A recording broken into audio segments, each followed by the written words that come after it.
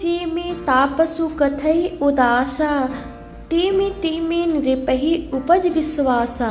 देखा स्वबस कर्म मन बानी, तब बोला तापस बग ध्यानी। नाम हमार एक तनु भाई, सुनी नृप बोलऊ पुनि सिरुनाई। कहऊ नाम कर अर्थ बखानी, मोहि सेवक अति आपन जानी। अर्थात ज्यों ज्यों वह तपस्वी उदासीनता की बातें कहता था, त्यों ही त्यों राजा को विश्वास उत्पन्न होता जाता था।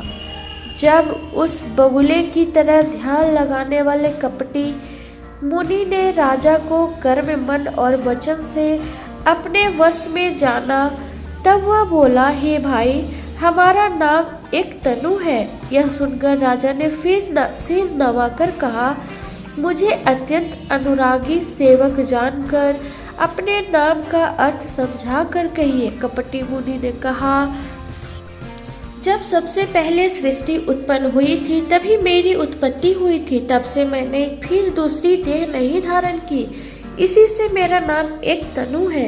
हे पुत्र, मन में आश्चर्य मत करो, तब से कुछ भी दुर्लभ नहीं है। तब के बल से ब्रह्मा जगत को रचते हैं, तब ही के बल से विष्णु संसार का पालन करने वाले बने हैं, तब ही के बल से रुद्र संहार करते हैं। संसार में कोई ऐसी वस्तु नहीं है जो तप से ना मिल सके। यह सुनकर राजा को बड़ा अनुराग हुआ। तब वह तपस्वी पुरानी कथाएं कहने लगा। कर्म धर्म और अनेकों प्रकार के इतिहास कहकर वह वैराग्य और ज्ञान का निरूपण करने लगा। सृष्टि की उत्पत्ति, पालन, स्थिति और संहार, प्रलय की अपार आश्चर्य भरी कथाएं उनसे विस्तृत से कही।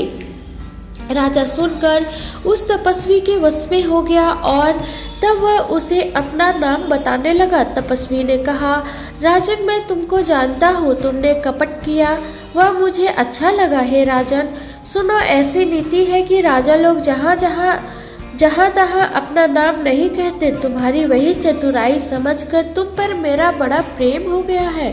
तुम्हारा नाम प्रताप भानु है। महाराज सत्यकेतु तुम्हारे पिता थे। हे राजन, गुरु की कृपा से मैं सब जानता हूँ, पर अपनी हानि समझकर कहता नहीं। हे तात, तुम्हारा स्वाभाविक सीधापन, सरलता, प्रेम, विश्वास और नीति में निपुणता देखकर मेरे मन में तुम्हारे ऊपर बड़ी ममता उत्पन्न हो गई है। इसलिए मैं तुम्हारे पूछने पर अपनी कथा कहता हूँ। अब मैं प्रसन्न हूँ, इसमें संदेह ना करना। हे राजन, जो मन को भाव वही मांग लो। सुंदर प्रिय वचन सुनकर राजा हर्षित हो गया और मुनि के पैर पकड़कर उसने बहुत प्रकार से विनती की। हे दया सागर मुनि, आपके दर्शन से ही चारों पदार्थ, अर्थ, धर्म, काम और मोक्ष मेरी मुट्ठी में आ गए। तो भी स्वामी को प्रसन्न देखकर मैं यह दुर्लभ वर मांगकर क्यों न शोक रहित हो जाऊं। मेरा शरीर वृद्धावस्था, मृत्यु और दुख से रहित हो जाए। मुझे युद्ध में कोई जीत ना सके और पृथ्वी पर मेरा 100 कल्प तक एकछत्र अकंटक राज्य हो। कह तापस नृप ऐसा ही हो, कारण एक कठिन सुन सो। कालऊ तु पदनाय सीसा, एक ब्रीप प्रकुल छाड़ी में ही सा। तपस्वी ने कहा, हे राजन, ऐसा ही हो, पर एक बात कठिन है, उसे भी सुन लो। हे पृथ्वी के स्वामी, केवल ब्राह्मण कुल को छोड़कर काल भी तुम्हारे चरणों पर सिर नवाएगा।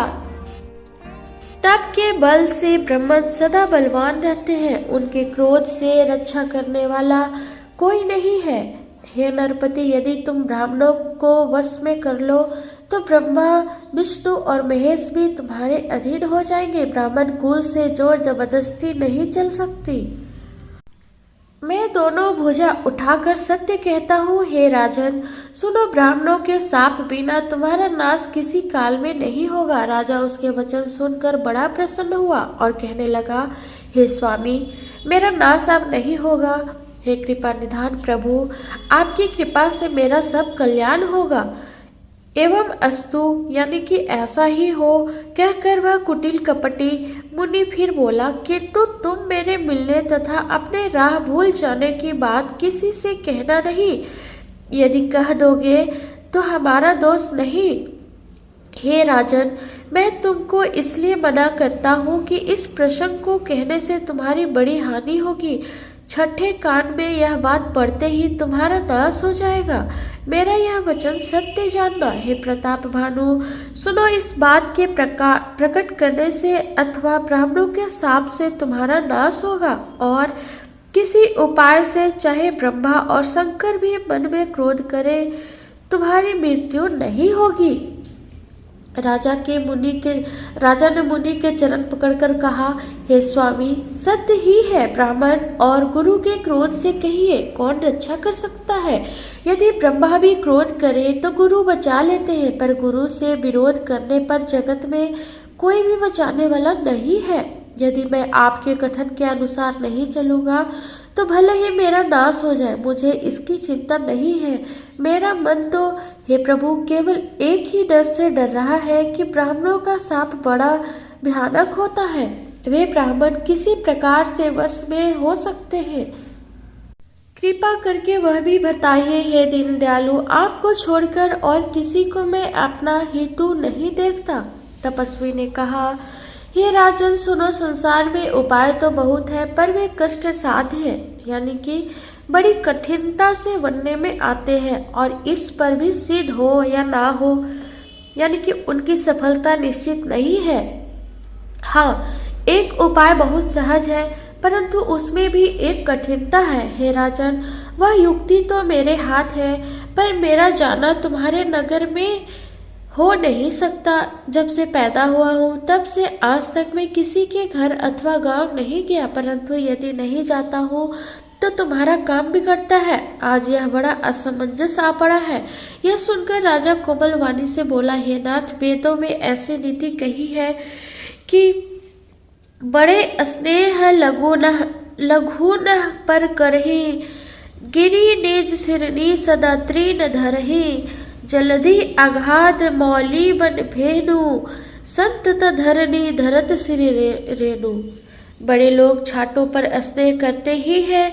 पर्वत अपने सिरों पर सदा घास को धारण किए रहते हैं। अगाध समुद्र अपने मस्तक पर फेन को धारण करता है, और धरती अपने सिर पर सदा धूलि को धारण किए रहती है। ऐसा कहकर राजा ने मुनि के चरण पकड़ लिए और कहा, हे स्वामी, कृपा कीजिए, आप संत हैं, दीन दयालु हैं, अतः हे प्रभु, मेरे लिए इतना कष्ट अवश्य सहिए। राजा को अपने अधीन जानकर कपट में प्रवीण तपस्वी बोला, हे राजन सुनो, मैं तुमसे सत्य कहता हूँ, जगत में मुझे कुछ भी दुर्लभ नहीं है। मैं तुम्हारी काम अवश्य करूँगा, क्योंकि तुम मन, वाणी और शरीर तीनों से मेरे भक्त हो।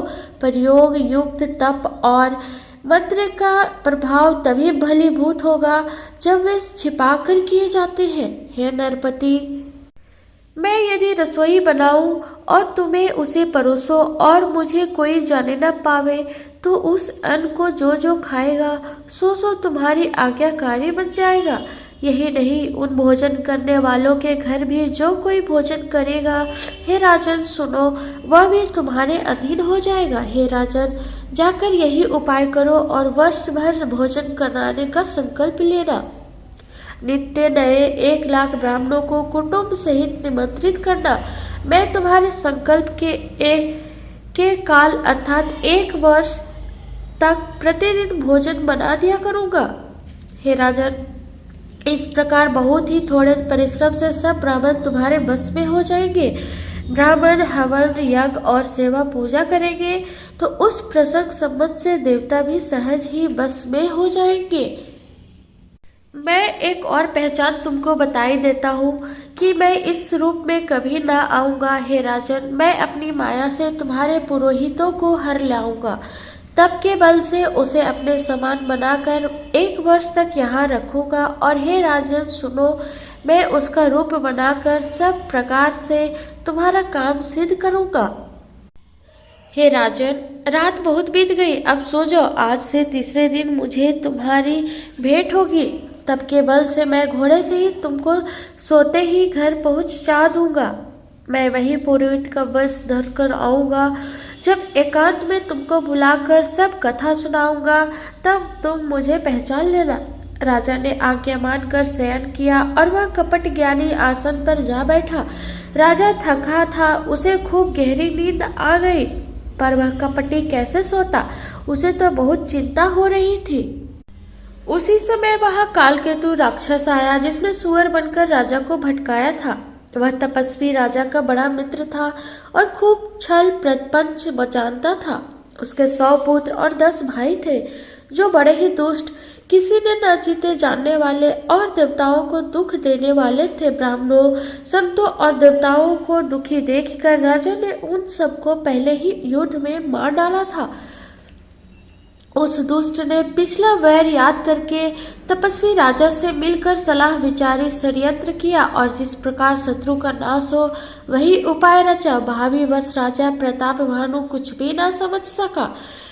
तेजस्वी शत्रु अकेला भी हो तो भी उसे छटा नहीं समझना चाहिए। जिसका सिर मात्र बचा था वह राहु आज तक सूर्य चंद्रमा को दुख देता है। तपस्वी राजा अपने मित्र को देख प्रसन्न हो उठकर मिला और सुखी हुआ। उसने मित्र को सब कथा कह सुनाई। तब राक्षस आनंदित होकर बोला, हे राजन, सुनो, तब तुमने मेरे कहने के अनुसार इतना काम कर लिया तो अब मैंने शत्रु को काबू में कर ही लिया, समझो। तुम अब चिंता त्याग कर सो जाओ। विधाता ने बिना ही दवा के रोग दूर कर दिया। कुल सहित शत्रु को जड़ मूल से उखाड़कर बहाकर आज से चौथे दिन मैं तुमसे आ मिलूंगा। इस प्रकार तपस्वी राजा को खूब दिलासा देकर वह महामायावी और अत्यंत क्रोधी राक्षस चला। उसने प्रताप भानु राजा को घोड़े सहित क्षण भर में घर पहुंचा दिया। राजा को रानी के पास सुलाकर घोड़े की अच्छी तरह से घुड़साल में बांध दिया। फिर वह राजा के पुरोहितों को उठा ले गया और माया से उसकी बुद्धि को भ्रम में डालकर उसने पहाड़ की खोह में ला रखा। वह आप पुरोहित का रूप बनाकर उसकी सुंदरता सेज पर जा लेटा। राजा सवेरा होने से पहले ही जागा और अपना घर देखकर उसने बड़ा ही आश्चर्य माना। मन में मुनि की महिमा का अनुमान करके वह धीरे से उठा, जिसमें रानी न जान पावे। फिर उसी घोड़े पर चढ़कर वन को चला गया। नगर के किसी भी स्त्री पुरुष ने नहीं जाना। दोपहर बीत जाने पर राजा आया। घर घर उत्सव होने लगा और बधावा बजने लगा। तब राजा ने पुरोहित को देखा। तब वह अपने उसी कार्य का स्मरण कर उसे आश्चर्य से देखने लगा। राजा को 3 दिन युग के समान बीते। उसकी बुद्धि कपटी मुनि के चरणों में लगी रही। निश्चित समय जानकर पुरोहित बना हुआ राक्षस आया और राजा के साथ हुई गुप्त सलाह के अनुसार उसने अपने सब विचार उसे समझाकर कह दिए। संकेत के अनुसार गुरु उस रूप में पहचान कर राजा प्रसन्न हुआ। भ्रमवश उसे चेत न रहा कि यह तापस मुनि है या कालकेतु राक्षस। उसने तुरंत 1 लाख उत्तम ब्राह्मणों को कुटुंब सहित निमंत्रण दे दिया। पुरोहितों ने 6 रस और 4 प्रकार के भोजन, जैसा कि वेदों में वर्णन है, बनाए। उसने महामयी रसोई तैयार की और इतने व्यंजन बनाए जिन्हें कोई गिन नहीं सकता। अनेक प्रकार के पशुओं का मांस पकाया और उसने उस दुष्ट ने ब्राह्मणों का मांस खिला दिया। सब ब्राह्मणों को भोजन के लिए बुलाया और चरण धोकर आदर सहित बैठाया। ज्यों ही राजा परोसने लगा, उसी काल केतु कृत आकाशवाणी हुई, हे ब्राह्मणों, उठ कर अपने घर जाओ। यह अन्न मत खाओ, इसके खाने में बड़ी हानि है। रसोई में ब्राह्मणों का मांस बना है। आकाशवाणी का विश्वास मानकर सब ब्राह्मण उठ खड़े हुए। राजा व्याकुल हो गया, परंतु उसकी बुद्धि में मोह में भूल हुई थी। होनहार वश उसके मुंह से एक बात भी न निकली। तब ब्राह्मण क्रोध सहित बोल उठे। उन्होंने कुछ भी विचार नहीं किया। अरे मूर्ख राजा, तू जाकर परिवार सहित राक्षस हो। रे नीच क्षत्रिय, तूने तो परिवार सहित ब्राह्मणों को बुलाकर उन्हें नष्ट करना चाहा था। ईश्वर ने हमारी धर्म की रक्षा की, अब तू परिवार सहित नष्ट होगा। 1 वर्ष के भीतर तेरा नाश हो जाए। तेरे कुल में कोई पानी देने वाला तक न रहेगा। साफ सुनकर राजा भय से कांपे, यानी कि भय के मारे अत्यंत व्याकुल हो गया। फिर सुंदर आकाशवाणी हुई, हे ब्राह्मणों, तुम विचार कर साप नहीं दिया। राजा ने कुछ भी अपराध नहीं किया। आकाशवाणी सुनकर सब ब्राह्मण चकित हो गए। तब राजा वहां गया जहां भोजन बना था। देखो तो वहां न भोजन था न रसोईया, ब्राह्मण ही था। तब राजा मन में अपार चिंता करता हुआ लौटा। उसने ब्राह्मणों को सब वृतांत सुनाया और बड़ा ही भयभीत और व्याकुल होकर वह पृथ्वी पर गिर पड़ा। हे राजन, यद्यपि तुम्हारा दोष नहीं है तो भी होनहार नहीं मिटता। ब्राह्मणों का शाप बहुत ही भयानक होता है, यह किसी तरह भी टाले टल नहीं सकता। ऐसा कहकर सब ब्राह्मण चले गए। नगरवासियों ने जब यह समाचार पाया तो वे चिंता करने लगे और विधाता को दोष देने लगे, जिसने हंस बनाते बनाते कौवा कर दिया। ऐसे पुण्यात्मा राजा को देवता बनाना चाहिए था, जो राक्षस बना दिया। पुरोहित को उसके घर पहुंचाकर असुर काल केतु ने कपटी तस्वीर को खबर दी। उस दुष्ट ने जहां तहां पत्र भेजे, जिससे सब वैरी राजा सेना सजा सजा कर चढ़ दौड़े और उन्होंने डंका बजाकर नगर को घेर लिया। नित्य प्रति अनेक प्रकार से लड़ाई होने लगी। प्रताप भानु के जब सब योद्धा शूरवीरों की करनी करके रण में जूझ मरे, राजा भी भाई समेत खेत रहा। सत्यकेतु के कुल में कोई नहीं बचा। ब्राह्मणों का शाप झूठा कैसे हो सकता था। शत्रु को जीतकर नगर को फिर से बसाकर सब राजा विजय और यश पाकर अपने अपने नगर को चल दिए। याज्ञवल्क्य जी कहते हैं, हे भारद्वाज, सुनो, विधाता जब जिसके विपरीत होते हैं तब उसके लिए धूल सुमेरु पर्वत के समान भारी और कुचल डालने वाली, पिता यम के समान काल रूप और रस्सी सांप के समान काट खाने वाली हो जाती है। हे मुनि सुनो, समय पाकर वही राजा परिवार सहित रावण नामक राक्षस हुआ। उसके 10 सिर और 20 भुजाएं थी और बड़ा ही प्रचंड सूरवीर था। अरिमर्दन नामक जो राजा का छोटा भाई था, वह बल का धाम कुंभकर्ण हुआ। उसका जो मंत्री था, जिसका नाम धर्म रुचि था, वह रावण का सौतेला छोटा भाई हुआ। उसका विभीषण नाम था, जिसे सारा जगत जानता है। वह विष्णु भक्त और ज्ञान विज्ञान का भंडार था। और जो राजा के पुत्र और सेवक थे, वे सभी बड़े भयानक राक्षस हुए। वे सब अनेकों जाति के मनमाना रूप धारण करने वाले, दुष्ट, जटिल, भयंकर, विवेक रहित, निर्दयी, हिंसक, पापी और संसार भर को दुख देने वाले हुए। उनका वर्णन नहीं हो सकता। यद्यपि वे पुल सत्य ऋषि के पवित्र, निर्मल और अनुपम कुल में उत्पन्न हुए, तथापि ब्राह्मणों के शाप के कारण वे सब पाप रूप हुए। तीनों भाइयों ने अनेकों प्रकार की बड़ी ही कठिन तपस्या की, जिसका वर्णन नहीं हो सकता। उनका उग्र तप देखकर ब्रह्मा जी उनके पास गए और बोले, हे तात, मैं प्रसन्न हूँ, वर मांगो। रावण ने विनय करके और चरण पकड़ के कहा, हे जगदीश्वर, सुनिए, वानर और मनुष्य, इन 2 जातियों को छोड़कर हम और किसी के मारे न मरे, यह वर दीजिए। शिव जी कहते हैं कि मैंने और ब्राह्मणों ने मिलकर उसे वर दिया कि ऐसा ही हो।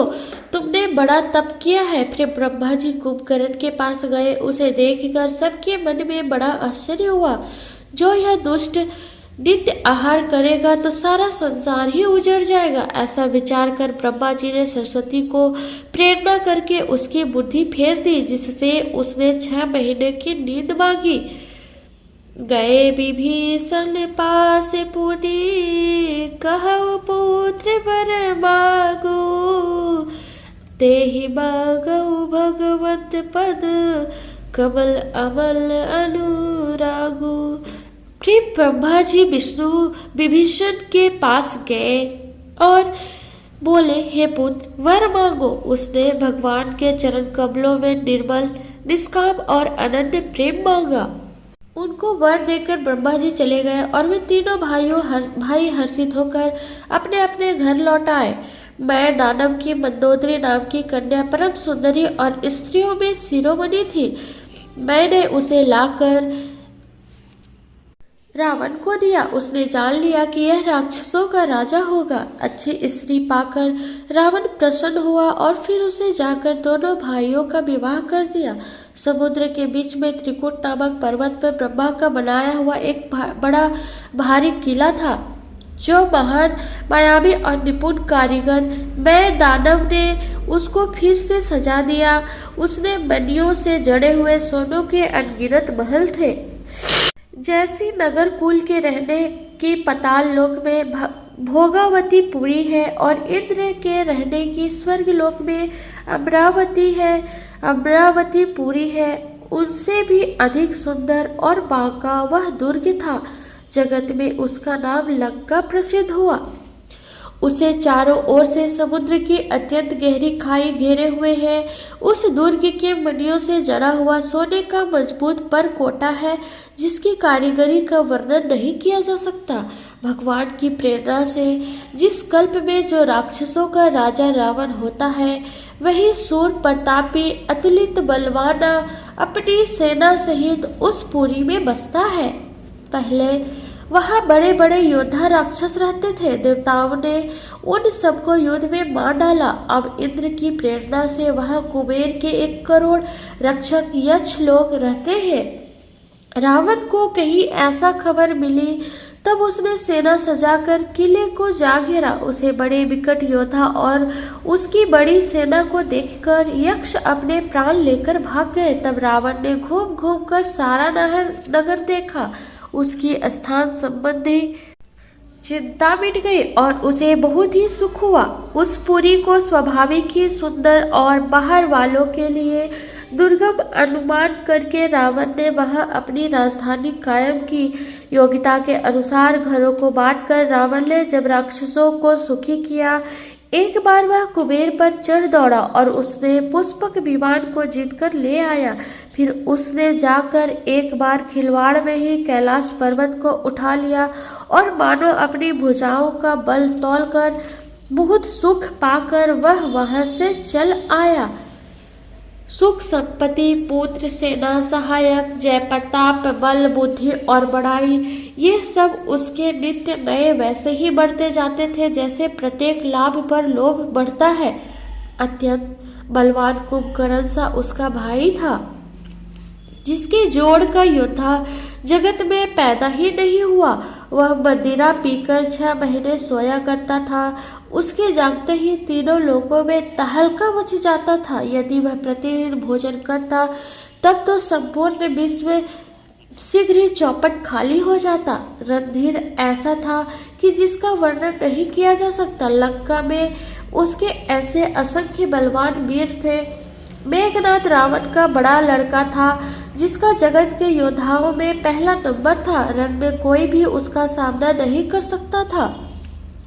स्वर्ग में तो उसके भय से नित्य भगदड़ मची रहती थी। इसके अतिरिक्त दुर्मुख, अकम्पन, ब्रजदंत, धूमकेतु और अतिकाय आदि ऐसे अनेक योद्धा थे जो अकेले ही सारे जगत को जीत सकते थे। सभी राक्षस मनमाना रूप बना सकते थे और आसुरी माया जानते थे। उनके दया धर्म स्वप्न में भी नहीं था। एक बार सभा में बैठे हुए रावण ने अपने अगणित परिवार को देखा। पुत्र, पौत्र, कुटुंबी और सेवक ढेर के ढेर थे।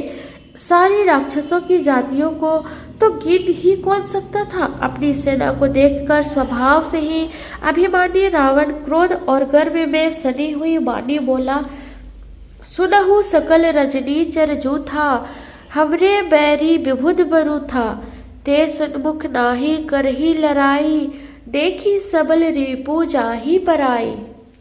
हे समस्त राक्षसों के दलों, सुनो, देवतागण हमारे शत्रु हैं। वे सामने आकर युद्ध नहीं करते, बलवान शत्रु को देखकर भाग जाते हैं। उनका मरण एक ही उपाय से हो सकता है, मैं समझा कर कहता हूँ। अब उसे सुनो। उनके बल को बढ़ाने वाले ब्राह्मण भोजन, यज्ञ, हवन और श्राद्ध, इन सब में जाकर तुम बाधा डालो। भूख से दुर्बल और बलहीन होकर देवता सहज में ही आ मिलेंगे, तब उनको मैं मार डालूंगा अथवा भली भांति अपने अधीन करके सर्वथा पराधीन करके छोड़ दूंगा। फिर उसने मेघनाद को बुलवाया और सिखा पढ़ाकर उसके बल और देवताओं के प्रति बैर भाव को उत्तेजना दी। फिर कहा, हे पुत्र, जो देवता रण में धीर और बलवान है और जिन्हें लड़ने का अभिमान है, उन्हें युद्ध में जीतकर बांध लाना।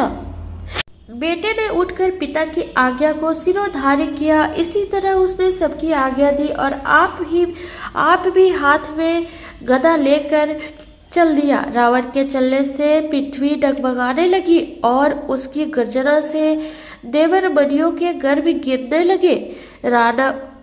रावण को क्रोध सहित आते हुए सुनकर देवताओं ने सुमेरु पर्वत की गुफाएं तकी भागकर सुमेरु की गुफाओं का आश्रय लिया। दिक्पालों के सारे सुंदर लोगों को रावण ने सुना पाया।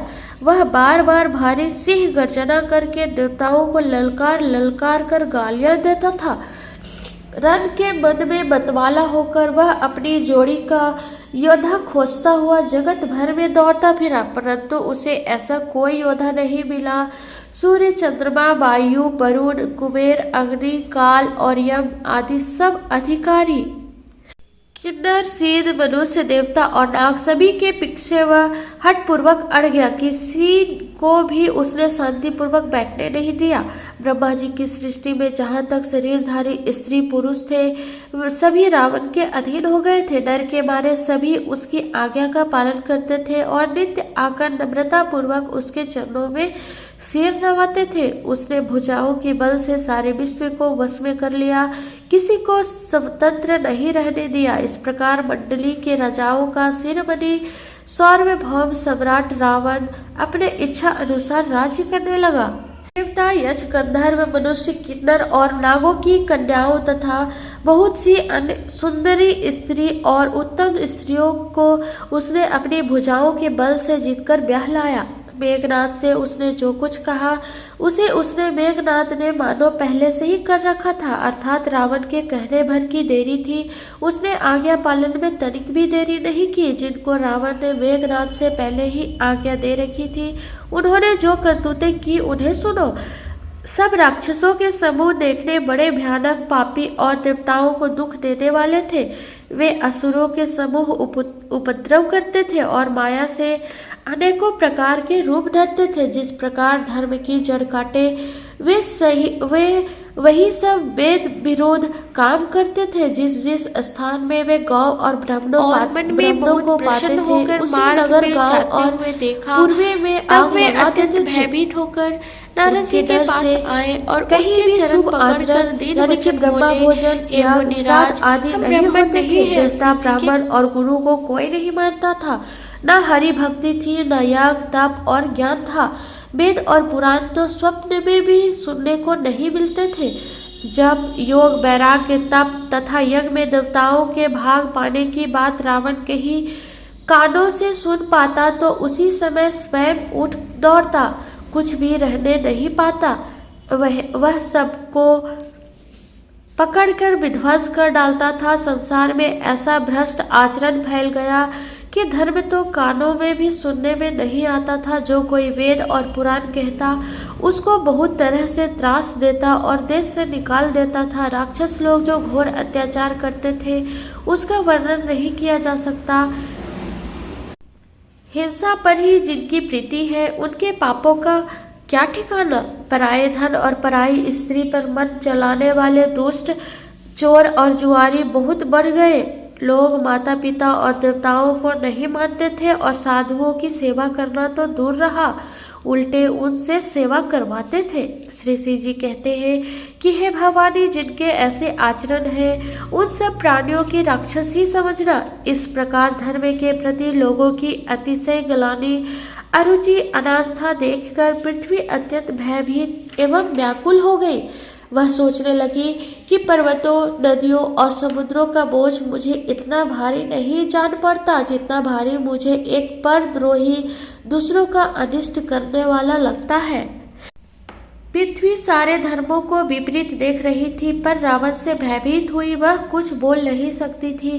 अंत में हृदय में सोच विचार कर गौ का रूप धारण कर धरती वहां गई जहां सब देवता और मुनि छिप गए थे। पृथ्वी ने रोकर उनको अपना दुख सुनाया पर किसी ने कुछ काम न बना। तब देवता, मुनि और गंधर्व सब मिलकर ब्रह्मा जी के लोक सत्य लोक को गए। भय और शोक से अत्यंत व्याकुल बेचारी पृथ्वी की गौ का शरीर धारण किए हुए उनके साथ थी। ब्रह्मा जी सब जान गए।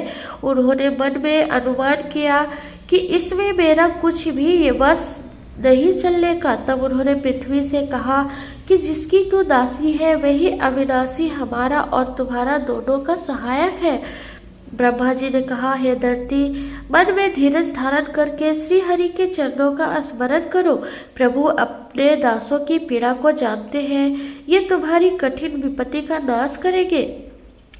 बैठे सुर सब करहि विचारा, कहा पाई प्रभु करिए पुकारा। पुर बैकुंठ जान कह कोई, को पै पै निधि बस प्रभु सोई। सब देवता बैठकर विचार करने लगे कि प्रभु को कहाँ पावे ताकि उनके समान पुकार फरियाद करे। कोई बैकुंठपुरी जाने को कहता था और कोई कहता था कि वही प्रभु क्षीर समुद्र में निवास करते हैं। जिसके हृदय में जैसी भक्ति और प्रीति होती है, प्रभु वहाँ उसके लिए सदा उसी रीत से प्रकट होते हैं। हे पार्वती, उस समाज में मैं भी था। अवसर पाकर मैंने एक बात कही, मैं तो यह जानता हूँ कि भगवान सब जगह समान रूप से व्यापक है।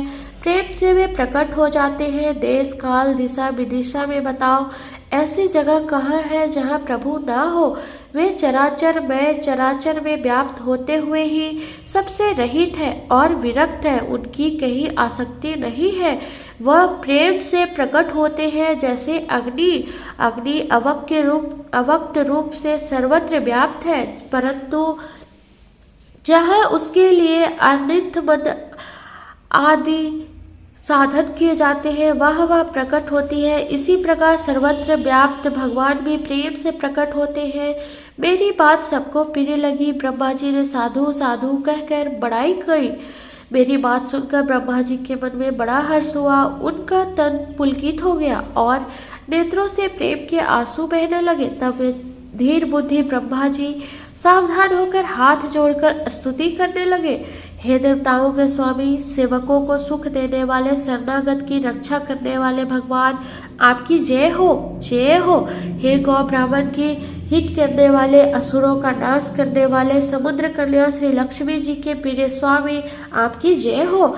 हे देवता और पृथ्वी का पालन करने वाली, आपकी लीला अद्भुत है, उसका वेद कोई नहीं जानता। ऐसे जो स्वभाव से पालन करने वाले, आपकी लीला अद्भुत है कृपालु और दयालु हैं, वे ही हम पर कृपा करें।